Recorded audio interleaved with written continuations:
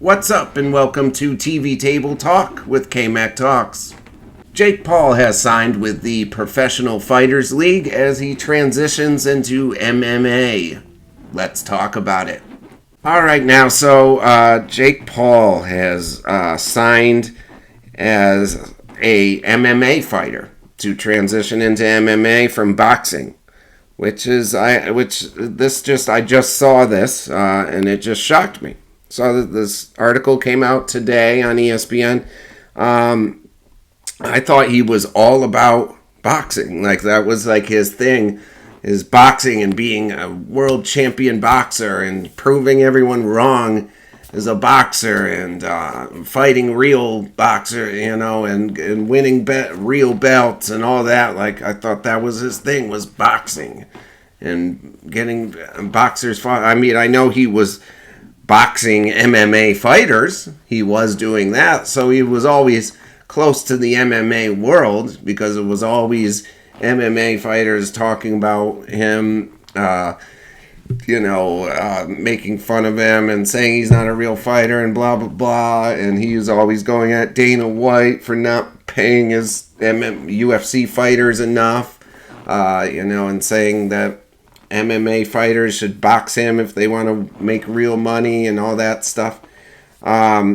So Jake Paul has always been close with the MMA world. I just thought, though, he was still a boxer at heart, even though that boxing heart has only been, a few years old now. He got into boxing, just a couple years ago, 3 years ago now. But I thought that was what he wanted to focus on. I did not see this happening. I mean, is he still going to box? No, you can't do both at the same time. There's just no way. I mean, and there's just so much to learn with MMA. I just think that road is going to be so much tougher for him. He was actually, I think he had a road in boxing to becoming a great boxer. I really did. Even though he was just still fighting MMA guys, I thought he was going to make his transition soon. I mean, he almost fought, Tyson Fury's nephew or cousin or whatever the hell it was that guy was. He almost fought him and he backed out and stuff. I thought maybe he'd fight that guy again soon, slowly start fighting some amateur boxers. And, I really thought he clearly had some boxing skills, had some knockout power. We saw that with, Tyrone Woodley. We definitely saw that with, and even Anderson Silva. I mean, I really thought he could do something in professional boxing, but in MMA, there's just no way. There's just no way he's going to do anything. And I don't see how... maybe he'll make a good amount of money. I think he'll make a good amount of money on them no matter what. But I just don't see how he's ever going to beat great MMA fighters or even semi-great ones, because they've been training so much longer and there's just so many different nuances to it. Boxing, at least you're throwing punches. I know it's the sweet science and blah, but at least your focus is on punching. That's it. I mean, MMA, your focus has to be on takedowns, kicks, punches, all sorts of things, spinning kicks, but was going to do this, that.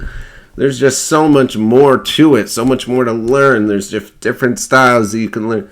You're going to learn jiu-jitsu, wrestling, taekwondo. There's so many different styles of martial arts, so many different things you have to learn. It just seems insane to me that he's making this move. So I wanted to just talk about this, see what you guys think. I mean, can he be successful as an MMA fighter? I don't know. I just see no. Okay. So here he's saying that he wants to face Nate Diaz. That's what I thought would happen next in the boxing ring. I wanted to see was him box Nate Diaz. Okay, so that now I see what it says, that he would like to face Nate Diaz this year in a boxing match, and then in an MMA fight with PFL, the Professional Fighters League. So, and Diaz is a free agent after he fought out his UFC contract. So, it could be over a full year for Paul to make his MMA debut. So, okay, he still plans on boxing, I guess, Diaz, and then trying MMA. Okay, so I think the MMA thing, I've never heard of this Professional Fighters League, PFL. I'm sure they're not a joke league, but it seems like he is taking this more as just, a spectacle thing, like more of a thing. Just people are going to be so interested to see him do it. It's going to make so money, pay-per-view buys make so much money. And even if the PFL, the Professional Fighters League, they're a serious MMA organization and everything, they're clearly way under UFC, because I had never heard of them. And I'm sure many people haven't, except for, extreme MMA fans, which I'm just an average MMA fan. But everyone's reading about, and now everyone's going to know about Professional Fighters League. And maybe the average MMA person like me is going to go check out their league now, check out the fighters, what's going on. So it's going to bring attention to their league to have Jake Paul. And then when Jake Paul does fight for the first match, it's going to bring more pay-per-view buys than they've ever had for any other fight, and bring them in more money than they've ever had and everything.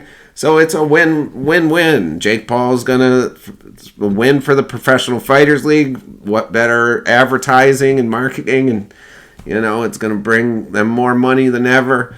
And Jake Paul, because people are going to want to see him for the first time do that, they're going to tune in. So he's going to make even more money. And I think it's just going to be a spectacle thing for him, and he'll do something like that probably is what this is. Probably just a couple fights. Does it say how many fights? It's probably just a couple fight contract or something, and that's what he'll probably do he'll probably do Diaz, the boxing match, then the MMA match, and do something like that again with another guy. Maybe he just signed this, I think, to do... And then he'll do another MMA fighter. He'll box him, and then MMA, which is weird to me because it's like he seems like a guy who doesn't want to lose, But it seems like I always even wonder. He seems to pick fighters that he can clearly win and knock out. Ben Askren and all those older guys, and Woodley, even Silva is an older guy, leg injured. I mean. He picks guys he can easily win. And I think even with Woodley could have knocked him out. I even wonder if in the contract, I've always wondered, conspiracy theory, just allegedly conspiracy theory, do they give him an incentive to not knock out Jake Paul? Like, is there a little extra money if he loses? I could see that because there were certain times in the first Tyron Woodley fight when he had him. He hit him with a punch and had him against the ropes like he fell over. Jake fell, and I think Woodley, if he attacked right then and threw another couple punches, Jake was about to go down. And he backed off. He hit him good, stunned him, had him against the rope, and he backed off for some reason and let him get back up. It was insane. And then it just didn't seem like he was attacking in the second one. So I just wonder if there's a little extra incentive in the contract if Jake wins the match, a big incentive, and that made Tyron not knock him out. So it just, Jake seems like someone who wants to always win, or wants to make sure he's not embarrassed. He doesn't want to be knocked out on national television, doesn't want to be embarrassed. And this seems like he would set himself up to lose an MMA match against Nate Diaz. I'd have Nate Diaz winning that all day. So, and that's what it seems like it would be. He'll win the boxing match. Nate Diaz, a boxing match will even be good. I wouldn't even say that's a shoo-in for him to win in a boxing match against Nate Diaz. He probably will, but Nate Diaz is tough. Obviously, tough as nails. I mean, that would be a great boxing match to watch. So, but I think that's what would happen with anyone. He'll win the boxing match and lose the MMA match. So what? We're just going to draw. What's the rubber match? Is it boxing or MMA? You know, do you go a third time? It just, I don't know. The whole thing seems weird to me. I don't know if it's like a couple fights. I don't know. It doesn't say how long the contract is, how many fights it is. Oh, so the deal is in a pay-per-view super fight division, which is separate from its regular season rosters. So it just, okay, he's just in like a super fight pay-per-view thing. He's not like a regular MMA guy. So yeah, this seems like it's more, so fighters signed to the super fight division will appear on those events with a 50% revenue share between the promoter and athletes. That's huge. Okay, so the PFL held its first pay-per-view event on ESPN in November and intends to host 2 more pay-per-view events in 2023. Those events are expected to air on ESPN in the U.S. and DAZ internationally. So it's 2 fights then this year. Okay, so in addition to eventually competing, Paul has accepted the role of head of fighter advocacy at PFL, which will essentially see him promote the series athletes and assist in recruitment. Paul and his business partner made a minority equity owners in the PFL brand. So he's a minority equity owner in PFL. Man. Yeah, so he said he's head of fighter advocacy. God, I can't say that word, I guess. He'll consistently promote PFL fighters, and I invite all top MMA fighters, both men and women, to join PFL and get a payday like you've never had before, Paul said. All right, so this is kind of another thing to go at Dana White and compete. He's trying to kind of just compete with UFC. I think it's just more going at Dana White, trying to give UFC some competition. So that's what it looks like. He's just here to poach people, to steal people from UFC and give them bigger paydays. And it looks like this is more of a spectacle, signing to be in 2 pay-per-view fights next year, pay-per-view super fights. So that's what it looks like. The contract's for 2 fights, maybe against Nate Diaz. So it doesn't look like he's like fully changing his career to MMA and everything and putting a hold on boxing like I first thought. He's going to still be a boxer. It just looks like he got equity in this company, head of fighter advocacy, all that, and he gets to try and steal people from UFC, to get his feud with Dana White even bigger. God, I can't talk. So I guess that's where I'll end this. But what do you guys think? Is PFL, even with Jake Paul, going to be the competition for the UFC, and he's going to actually poach fighters? I mean, money and revenue share. A 50% revenue share of pay-per-view event. I mean, if there's big money there, he might be able to take some UFC fighters from him. If UFC fighters aren't getting paid a ton, it could be like Live Golf in the PGA Tour here. Live Golf took some big golfers, number 2 in the world. Dustin Johnson. I mean, they took big golfers because the money was right. The money looked great. So if those dollar signs look great at PFL with Jake Paul, he might poach some UFC fighters, some big fighters. And if one big fighter goes from UFC, that's all they need. One big fighter goes, then another might go, then another.